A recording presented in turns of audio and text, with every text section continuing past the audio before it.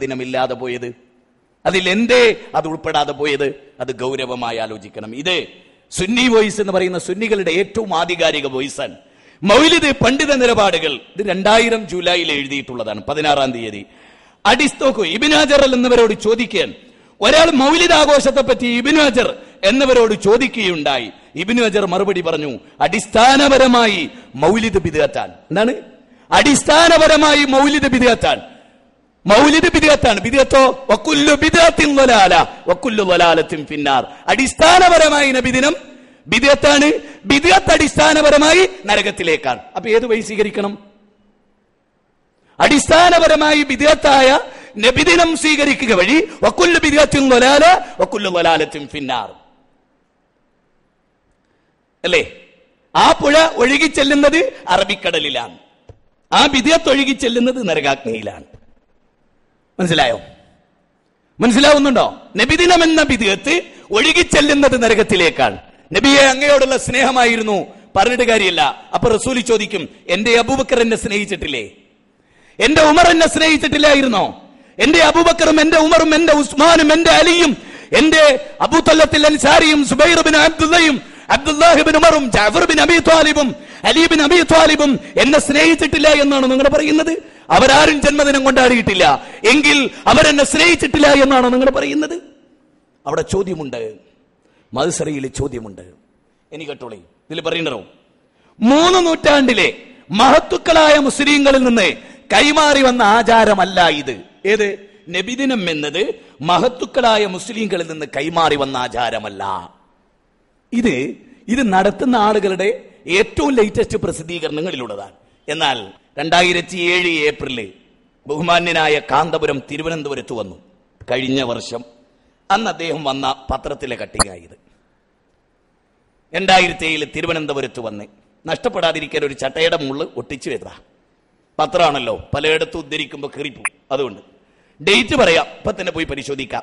8/4/2007 തിരുവനന്തപുരത്ത് വന്ന് അദ്ദേഹം പ്രസംഗിക്കാൻ. പ്രസംഗത്തിന്റെ കണ്ടൻസ് പറയാൻ ഞാൻ, ജനങ്ങൾ പങ്കെടുക്കുന്ന സദസ്സുകളിൽ ഏറ്റവും ശ്രേഷ്ഠം മുഹമ്മദ് നബിയുടെ ജന്മദിനം ആഘോഷിക്കുന്ന സദസ്സുകൾ തന്നെയാണെന്ന് വിശുദ്ധ ഖുർആൻ ചൂണ്ടിക്കാട്ടി. സുബ്ഹാനല്ലാഹ്.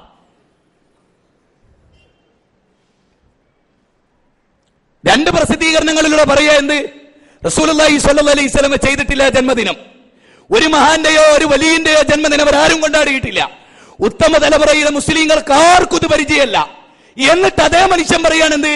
വിശുദ്ധ ഖുർആനിൽ സദസ്സുകളിൽ വെച്ചിട്ട് ഉത്തമമായ സദസ്സ് അത് റസൂലുള്ളാഹി സ്വല്ലല്ലാഹു അലൈഹി വസല്ലമയുടെ ജന്മദിനത്തിന്റെ സദസ്സാകുന്നു. ഞാൻ ചോദിക്കുന്നു, ഏത് ഖുർആനിലാണ് അതുള്ളത്? അബൂബക്കർ സിദ്ദീഖ് ഓതിയ ഖുർആനിലുണ്ടോ? ഉമർ ഇബ്നു ഖത്താബ് റളിയല്ലാഹു ഓതിയ ഖുർആനിലുണ്ടോ? അലി ഇബ്നു അബീ ത്വാലിബ് റളിയല്ലാഹു ഓതിയ ഖുർആനിലുണ്ടോ? ജിബ്രീൽ റസൂലിനെ ഇറക്കിയ ഖുർആനിലുണ്ടോ? അവർക്കാർക്കും മനസ്സിലാകാത്തത് കാന്തപുരത്തിന് മനസ്സിലായി എന്ന് സമ്മതിച്ചു കൊടുക്കണോ നമ്മള്? ഞാനതിലൊരു കളവ് പറഞ്ഞിരിക്കുന്നു മതത്തിന്റെ പേരിലെ കള്ളനാണയമാണ് കാന്തപുരം. നിങ്ങൾ തിരിച്ചറിയണം. ഈ തിരുവനന്തപുരത്ത് വന്ന് അയാൾ പ്രസംഗിച്ചതാണ്. ഒരു പക്ഷേ ഈ വർഷവും വരും. അല്ലാണ്ട് അള്ളാന്റെ റസൂലിനെ കള്ളെന്ന് പറയാൻ പറ്റില്ലല്ലോ, സഹാബികളെയും പറയാൻ പറ്റില്ല. കാരണം അവരാരും ഖുർആൻ തിരിയാത്തവരാണെന്ന് പറയുന്ന ഇദ്ദേഹം, അവർക്കാർക്കും തിരിയാത്ത ഖുർആൻ ഞങ്ങൾക്ക് തിരിഞ്ഞു എന്ന് പറയുന്ന ഇവർ, ഈ ആളുകളാണ് ഇസ്ലാമിന്റെ ശത്രുക്കൾ എന്ന് നിങ്ങൾ തിരിച്ചറിയണം. വേറൊരു ബാക്കവിയുണ്ട്, സുന്നത്ത് ജമാഅത്ത് ഖുർആനിൽ എന്ന് പറഞ്ഞൊരു പുസ്തകം ഉണ്ടായി. അതിൽ അദ്ദേഹം പറയുന്ന 40 ആയത്തുണ്ട് നബിദിനത്തിന്. ഉണ്ടാവാം ഒരു പക്ഷെ അത് ഷിയാക്കൾ ഇറക്കിയ ഖുർആനിലായിരിക്കും. അതിൽ 17,000 ആയത്തുണ്ട്. ആയത്തിൽ എവിടെ ഉണ്ടോന്ന് അറിയില്ല. അള്ളാഹു ലോകത്തിൽ സ്വർഗത്തിലേക്ക് നയിക്കാൻ നബിയിലൂടെ അയച്ച ഖുർആനിൽ അതില്ല.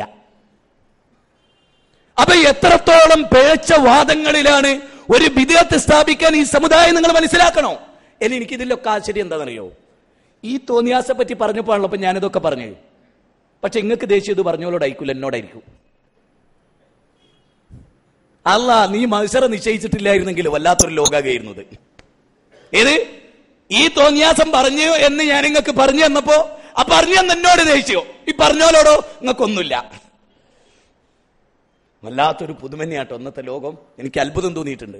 ഈ കാലത്ത് സൃഷ്ടിച്ചല്ലോ എന്നുള്ളതിൽ വലിയൊരു ബേജാറ് തോന്നിപ്പോകാൻ വലിയൊരു പരീക്ഷണമാണ്. അതായത് ഈ നൂറ്റാണ്ട് പുരുഷന്മാർക്കിടയിൽ അള്ളാഹ് സൃഷ്ടിച്ചു എന്നുള്ളത് എന്നെ വലിയൊരു അതാപാ. കേരളത്തിൽ ഈ ജാതിയുടെ കൂട്ടത്തിൽ അള്ളാഹു നമ്മളെ പടച്ചു എന്നുള്ളത് തന്നെ നമുക്ക് വലിയൊരു പരീക്ഷണ. അതിനേക്കാൾ വലിയൊരു പരീക്ഷണം വേറെ വേണ്ട. എന്നിട്ട് കൂട്ടത്തിൽ നിന്ന് സ്വർഗത്തിലെത്തുക എന്നുള്ളതോ അത് വല്ലാത്തൊരു അത്ഭുതമായിരിക്കും. സഹോദരങ്ങളെ, മനുഷ്യരെ, ഗഹനമായി നിങ്ങൾ ചിന്തിക്കൂ, ആലോചിക്കൂ. എന്തിന്റെ നടുവിലാണ് നമ്മൾ ജീവിച്ചുകൊണ്ടിരിക്കുന്നത്? അഗാധ ഗർത്തത്തിൽ, നരകത്തിന്റെ വക്കിൽ, പുരോഹിതന്മാരുടെ കരാളഹസ്തങ്ങളിൽ. നിങ്ങൾ ആലോചിക്കണം.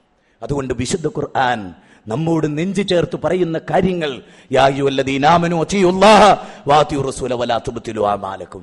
സത്യവിശ്വാസികളെ, നിങ്ങൾ അല്ലാഹുവിനെയും റസൂലിനെയും അനുസരിക്കണം. വലാ തുബ്തിലൂ അഅമാലക്കും. നിങ്ങൾ അമലുകളെ നിങ്ങൾ ബാത്തിലാക്കി കളയരുത്. സുബ്ഹാനല്ലാഹ്. ഇനി എന്താണ് നിങ്ങളോട് പറയേണ്ടത്? സഹോദരങ്ങളെ, ഇനി ഇതിൽ കൂടുതൽ എന്താണ് നിങ്ങൾക്ക് മനസ്സിലാക്കി തരേണ്ടത്? ആലോചിക്കുക, ചിന്തിക്കുക, സത്യത്തിന് വേണ്ടി നിലകൊള്ളുക, ജീവിക്കുമ്പോൾ സത്യത്തിന് വേണ്ടി ജീവിക്കുക. അതൊരു നിമിഷമാണെങ്കിൽ പോലും ആ യാഥാർത്ഥ്യത്തിന് വേണ്ടി ജീവിക്കുക. അള്ളാഹു നമ്മെ അനുഗ്രഹിക്കുമാറാകട്ടെ.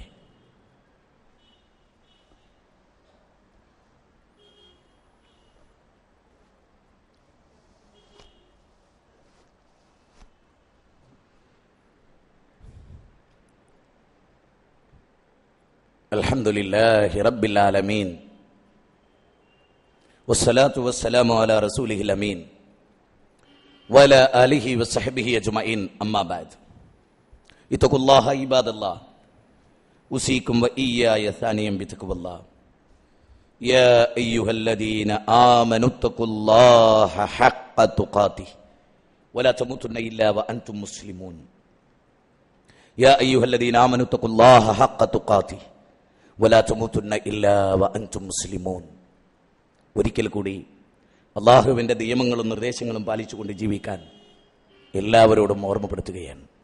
വിശുദ്ധ ഖുർആൻ പലപ്പോഴും ഞാൻ നിങ്ങൾ കേൾപ്പിച്ചു തന്ന ഒരു അധ്യായത്തിലെ വചനം, 42-ാം അധ്യായം 21-ാമത്തെ വചനം. അംലഹും ശുറകാഉ ശറഉ ലഹും മിനദ്ദീനി മാ ലം യഅദം ബിഹില്ലാ. വിശുദ്ധ ഖുർആൻ നമ്മളോട് ചോദിക്കാൻ, അതല്ല അംലഹും ശുറകാഉ ശറഉ ലഹും മിനദ്ദീൻ. പടച്ചതമ്പുരാന്റെ ചോദ്യം അതല്ല. അള്ളാഹു അനുവദിച്ചിട്ടില്ലാത്ത കാര്യം മതമായി അവർക്ക് നിശ്ചയിച്ചു കൊടുത്ത വല്ല പങ്കാളികളെയും അവർക്കുണ്ടോ? വല്ലാത്തൊരു ചോദ്യമാണ്. അള്ളാഹു അനുവദിച്ചിട്ടില്ലാത്ത ഒരു കാര്യം മതമായി നിശ്ചയിച്ചു കൊടുക്കുക. നബിദിനം മതമാണ്, പുണ്യമാണ് എന്നൊരാൾ നിശ്ചയിക്കുക. അള്ളാഹ് പറയുന്നു, അങ്ങനെ ഒരാൾ മതമാണ് എന്ന് പറഞ്ഞിട്ട് നിങ്ങൾ വിശ്വസിച്ചാൽ, ആ വിശ്വാസമനുസരിച്ച് നിങ്ങൾ അമല് ചെയ്താൽ, നിങ്ങൾ ഏത് മുസ്ലിയാരുടെ വാക്ക് കേട്ടാണോ ആ മുസ്ലിയാരെ നിങ്ങൾ റബ്ബിൽ പങ്കുചേർത്തു. അതുവഴി നിങ്ങൾ മുശ്രിക്കുകളായി. നബിദിനം പുണ്യമാണ് എന്നൊരു മുസ്ലിയാർ ആയത്തുദ്ധരിച്ച് ഓതിയിട്ട് ആ മുസ്ലിയാരെ വിശ്വസിച്ചാൽ ആ മുസ്ലിയാരെ നിങ്ങൾ അള്ളാഹുവിലേക്ക് പങ്കുചേർക്കലായി.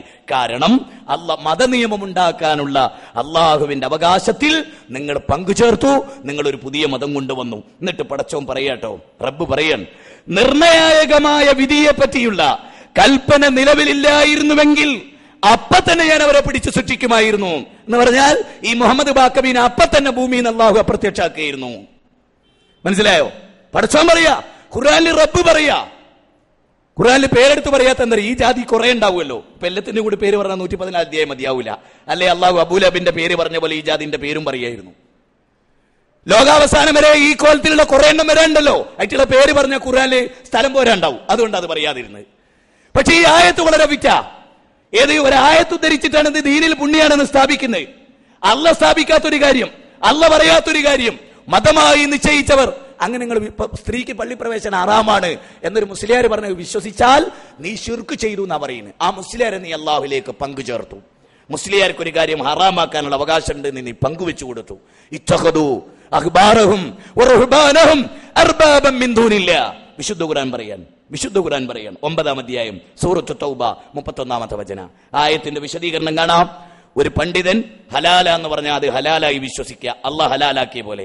ഹറാമെന്ന് പറഞ്ഞാൽ അത് ഹറാമായി വിശ്വസിക്കുക. അങ്ങനെ ഒരാൾ വിശ്വസിച്ചാൽ തീർച്ചയായും ഈസാ നബിയെ ദൈവമാക്കിയതുപോലെ അവർ ഈ പുരോഹിതനെ ദൈവമാക്കി എന്നാണ് വിശുദ്ധ ഖുർആൻ പറയും. അതുകൊണ്ട് സഹോദരങ്ങളെ, ഞാൻ ഞാൻ പറഞ്ഞല്ലോ വളരെ സ്ട്രോങ് ഉള്ളതാണെന്ന് എൻ്റെ ഖുത്ബ. വളരെ സ്ട്രോങ് തന്നെയാണ് പറഞ്ഞത്. കാരണം എനിക്ക് ബോധ്യപ്പെട്ടൊരു കാര്യമുണ്ട്. ഈ സമൂഹത്തിൽ ബൈപ്പാസ് സർജറി കുറഞ്ഞ ഒരു മരുന്നേക്കലും ഈ നാട് നന്നാവില്ല. നിങ്ങൾ കൊടുക്കുന്ന ഒരു പാരസെറ്റാമോൾ കൊണ്ട് ഇവന്റെ ഒന്നും രോഗം മാറില്ല. അതിന് അസലായിട്ട് ബൈപ്പാസ് സർജറി മയക്കിക്കെടുത്തിട്ട് എന്നെ ചെയ്യണം. ഞാൻ ഏറെക്കുറെ എന്റെ ഡ്യൂട്ടി അതാണ്. ഓപ്പറേഷൻ തിയേറ്ററാണ് എന്റെ വകുപ്പ്. ഞാൻ അതാണ് കൈകാര്യം ചെയ്യുന്നത്. ഈ സമൂഹത്തെ സോപ്പിംഗ് ഇട്ട് ഒരു ചെറിയ മരുന്ന് പുരട്ടി ഒരു ചെറിയ തുണി വെച്ച് കെട്ടി അങ്ങനെ സോപ്പിങ്ങിന്റെ ഡിപ്പാർട്ട്മെന്റ്